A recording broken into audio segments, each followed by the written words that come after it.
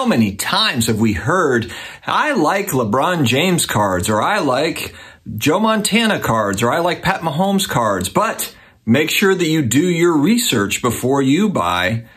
But what the hell does that mean? For the average person coming in, getting back into the hobby, what exactly does do your research mean, and how do you find rare cards? How do you identify what is rare? Today, we're going to talk about it. I'm going to walk you through my process. Stick around.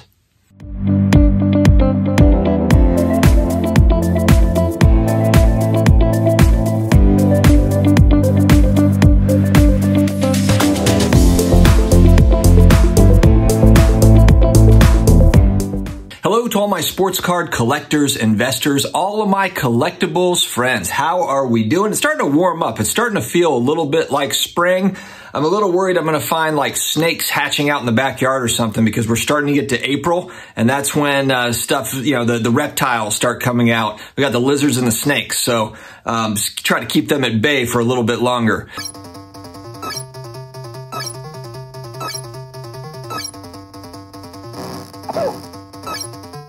If you're new here, please hit that subscribe button. Hit the like button if you like what you hear. We come out with almost daily sports cards, collectibles type stuff, and we are going to continue on, folks. So if you're tired of your girlfriend, husband, wife just staring blankly back at you when you're trying to explain your card hobby, we're here for you. Also, connect with me on Twitter, the Sports Card Dad, and also Instagram at Sports Card Dad.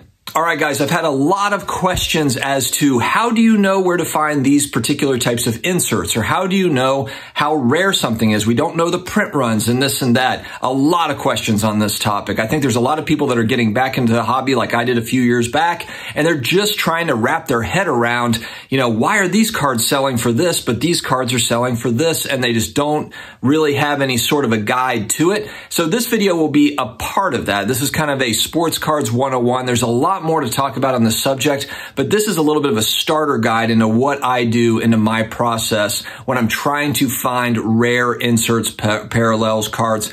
I will say this pertains mainly to cards that are from 1996 to the present. Okay, so if we're talking about vintage cards, this doesn't really pertain, because in those days they had, an 800 card checklist, and there weren't really such thing as shiny parallels or insert cards, etc. So this is really modern to ultra modern type stuff, mostly, is what we're talking about here today. And I think the conversation is more and more important, just given the fact that we're seeing more and more parallels and more one-of-ones and more of this. And so it's good to know this stuff. All right, so the first thing I do when I identify a set that sounds interesting, so if I saw, there's an insert card that's sold for a certain amount of money, and I'm like, that's interesting. I don't really know much about that particular set, that particular insert. I will just Google that set, find out what set is that card out of, and I will Google it, and I'm looking for Cardboard Connection or Beckett checklists. And there's other sites that do this as well, but a lot of times it's Cardboard Connection. For the sake of this video, I'm going to use 2012 Prizm Basketball as an example,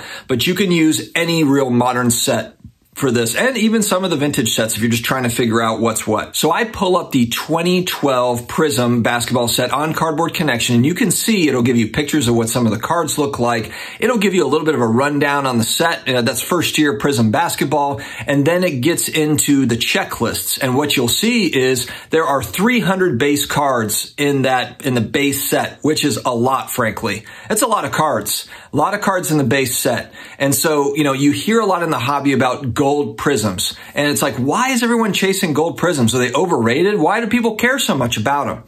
Well, the reason why they do, we'll use this set as an example. Now, I will say the gold is starting to get watered down as we get to newer sets. But 2012 is a good example of where there's some rarity. So you have 300 base cards in the set. There are, out of the base cards, you have some silvers, but still, those are more rare than the base, obviously. But then you've got golds numbered out of 10. So when you're thinking about opening up packs of this, what are the odds? You've got 300 cards. It's hard enough to get a gold anyway, because it's numbered out of 10. It's hard enough to find one, but then what are the odds that you're going to get out of the 300 players on the checklist, the player that you're looking for?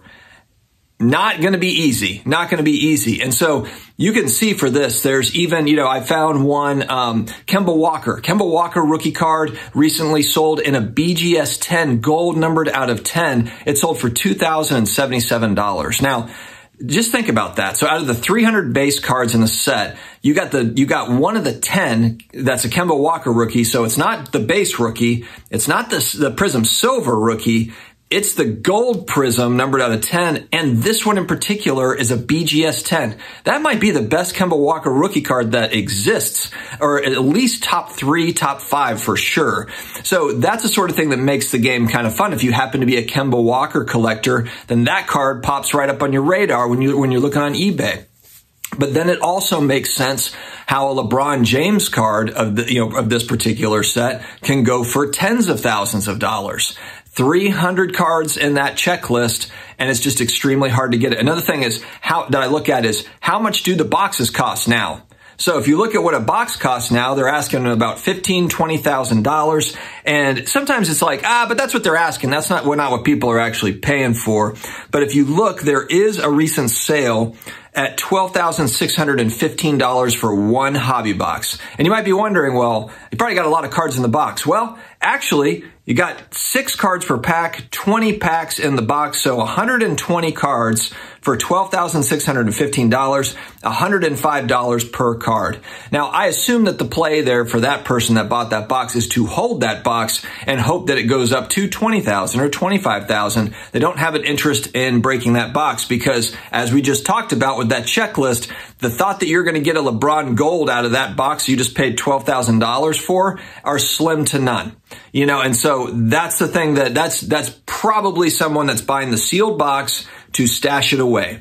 But it just gives you an idea there. $12,600, so you're paying $105 per card. Then you got to think about how many base cards you're going to get. You're going to get a couple of autographs, but a couple of autographs that could be of absolute nobody players, guys that don't even play in the league anymore. So this is where it gets interesting. We're using Gold Prism as one example, but then you look down that Cardboard Connection site and it gives you all the different insert pack odds. Pack odds are what we're looking at. Pack odds. So we just saw how much a hobby box costs.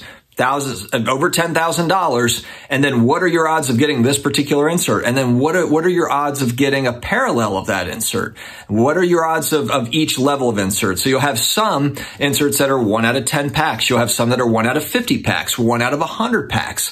And then I'll use another example here. We're going to move over to 97 Metal Basketball because that's a popular set because of the PMGs. The green PMG Michael Jordan is a monster card, and the Kobe Bryant PMG just recently sold for $2 million. It comes out of that 97 Metal Basketball set. Another insert in that set is called Platinum Portraits, and it's very popular with basketball card collectors. There's also football versions, and there's baseball versions. I think there might be hockey versions. Anyway, I'm not really sure there, but anyway, you get the point. But right there on the box. So this is another thing. If you're like, you know what, I'm looking on Cardboard Connection and I can't find the pack odds, you can also look at the box on eBay or online, and sometimes right on the box it'll say 1 out of, in this particular instance, 1 out of 288 packs to get a Platinum Portraits insert out of that. So then the next question is, how many cards are in that checklist of inserts? So if there's only 5 cards in the checklist in that insert set, 1 out of 288 packs is already rare. If there's only 5 cards in the checklist though, then it's a higher chance that you get the Michael Jordan or you get the Shaq or the Kobe. In this particular instance, there's 10 cards in the insert set. So it's not so easy to get the Jordan because it's 1 out of 288. And then out of those odds, then you've got a 1 out of a 10 chance or whatever that breakdown looks like to get a Jordan or a Kobe or Shaq or whatever it is. You might get Kevin Garnett.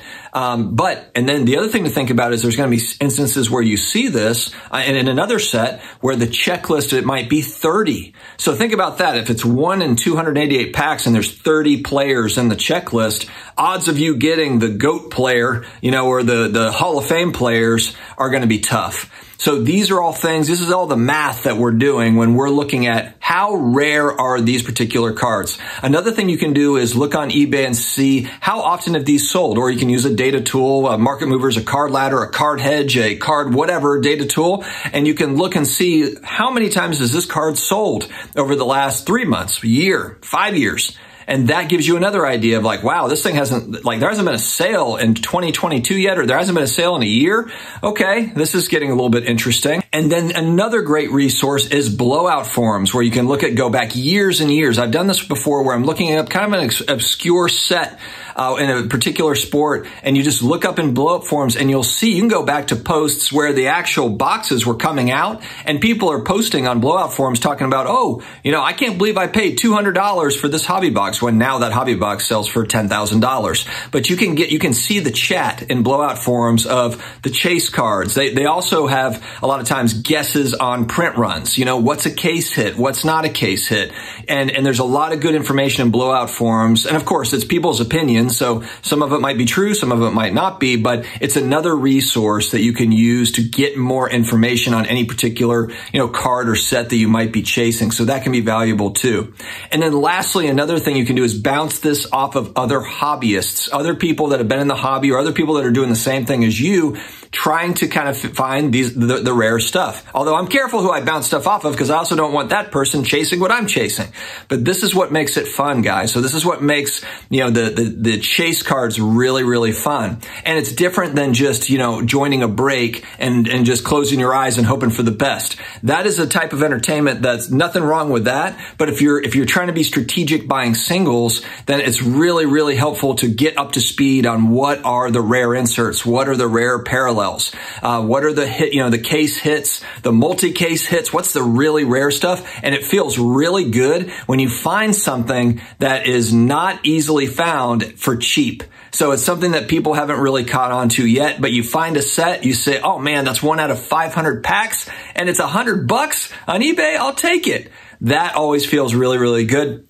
That's the treasure hunt I think that we're all on, or people just trying to get in are like, what am I looking for? And again, players that you like, sports that you like, sets that you like, cards that you like looking at, but then also have that rarity attached to it. This is how I start my journey down this path. I think there's some good things. Hopefully you can take something from this. And I'd like to hear from you all too. Are there other things outside of maybe what I was talking about that you're using as resources to help you kind of find chase cards that maybe you didn't know of before? And again, I'm talking about more of kind of like the modern to ultra modern stuff, but this could also pertain to a vintage set that maybe is unknown. One of my hobby friends, Ryan McClanahan, he tells me all the time, hey, I found this set of, 40s baseball cards I didn't know anything about. So there's a lot of stuff out there that the hobby in general doesn't really have a lot of knowledge on, a lot of information on, and that's what makes it a lot of fun.